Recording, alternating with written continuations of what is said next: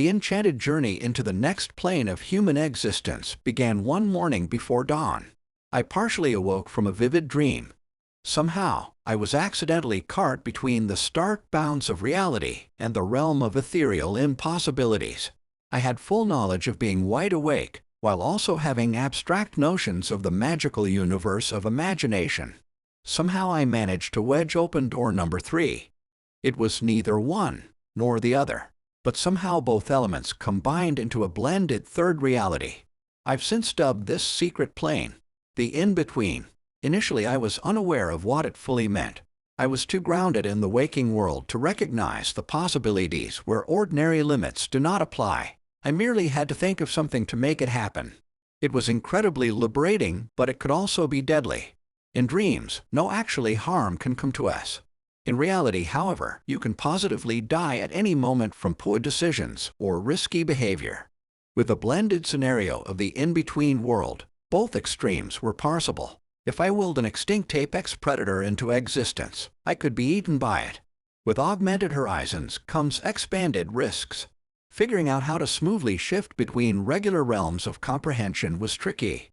Like everyone else, I'd spent my entire life in one or the other. It was a bit like trying to stop an elevator between floors and open the door. There's a huge learning curve, and the cerebral mechanism of consciousness wants to prevent slipping in the gap between them. It took practice and patience to essentially fool the system. I had to master the transition between consciousness and unconsciousness. Then, at just the right moment, I had to jam the proverbial emergency button, wedge open the door, and leap through. Even more challenging was to slip back into the full-on or off position once I was done with my surreal adventure.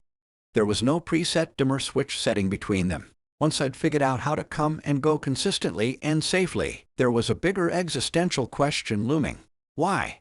Was my unfettered access to this brave new world going to be limited to pleasure and hedonistic, self-indulgent entertainment? Could it also be used for loftier, more altruistic purposes in the future? Did I want to do that? Selfishly, I admit, I wasn't sure if I wanted others to know about the discovery. It was all mine. Part of me wanted to hoard the precious secret.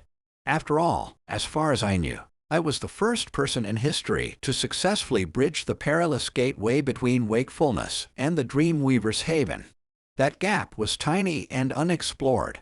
It was a unique milestone which afforded me so many unique opportunities, and I wasn't yet ready to share. In regular dreams, the things which occur are often out of our control. We certainly do not plan them. We are hapless spectators. Instead, we react to ordinary dreams in bewilderment and typically feel blind-sided.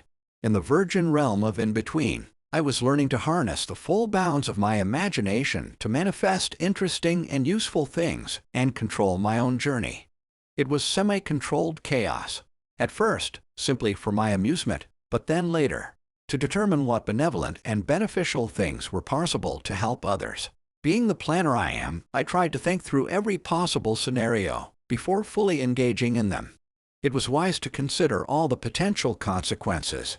No matter how well-intentioned, there could be tragic results to any excursion. I enacted that common-sense policy after making some dangerous blunders early on. After dozens of creative learning experiences perfecting my craft in fantasy endeavors, I fully moved on to focus on less indulgent pursuits. You can only be master of the universe so many times. I needed to use my newfound power to help others. After researching the deeper details of modern diseases, I was able to synthesize a number of cures from the cosmic ether of the in-between. Sadly, no matter how hard I tried through cerebral wizardry, it was impossible to bring any of those successful treatments or solutions back to the real world of consciousness. I soon realized that anything fabricated or created there had to stay there. While all the methods and genetic filtering were limited to be applied there, the results were permanent, everywhere. I was able to rid myself of my genetic predispositions to cancer and other DNA defects. I was also able to rid myself of the aging gene and magnify my ability to learn and retain information. It allowed for exponential intellectual growth across the board. My modified genetic code could then travel between reality, sleep, and the realm of in-between. It took me far too long to realize that if I couldn't take the mountain to Mohammed, I could bring Mohammed to the mountain. Teaching others how to accomplish this complicated feat was a real challenge. It was especially difficult for those already ravaged by cancer or other chronic diseases, since they were in constant pain and couldn't focus. The irony wasn't lost on me that the very people who needed my help the most experienced the greatest challenge in receiving it. I began to wonder if it was possible to teach others how to slip between realms. For the longest time, I couldn't convince anyone it was real. They marveled at my miraculous health and intellectual improvements, but it still came across to them as the ravings of a madman after I explained how I achieved it. Sadly, I worked so hard on teaching the first few initiates how to get there that I failed to also get across to them the grave dangers of misusing it. Serious errors were made, I fully admit that. You can hand a person the keys to a godlike kingdom of infinite possibilities without some getting drunk on power. Some lost their minds or failed to understand how deadly it could be. When the first few managed to cross over, they got mired within the tempting chaos. I tried to pull them back, but as with anyone who understood their newfound abilities could do, they possessed the power to resist and fight me.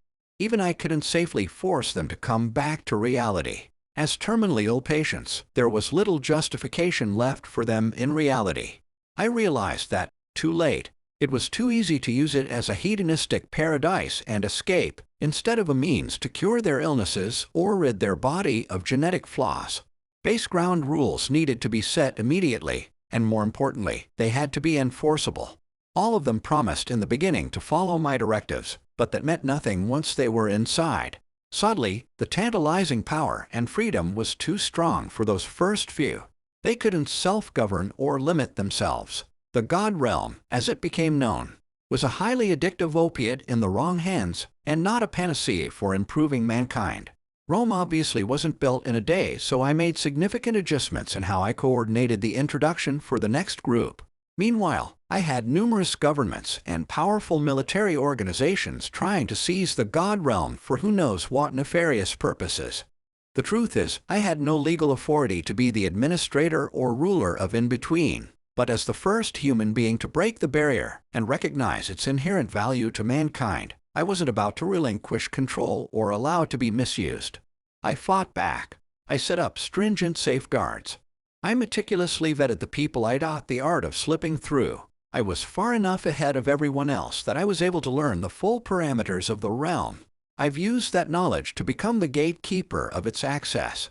There is an unlimited potential to lift mankind to the next stage of our evolution, but there is also an equally unlimited possibility of it being misused. On that fateful dawn, I discovered a virtual Pandora's box world and elected to share its amazing secrets. That was a calculated risk which has paid off so far, but I am fully prepared to permanently lock it away if things ever get out of hand. Thankfully for now, diseases and genetic mutations have been eradicated. Knowledge and intellect have multiplied. Hunger wiped away. Death is at the edge of being eliminated. We have peace of earth. May it forever be.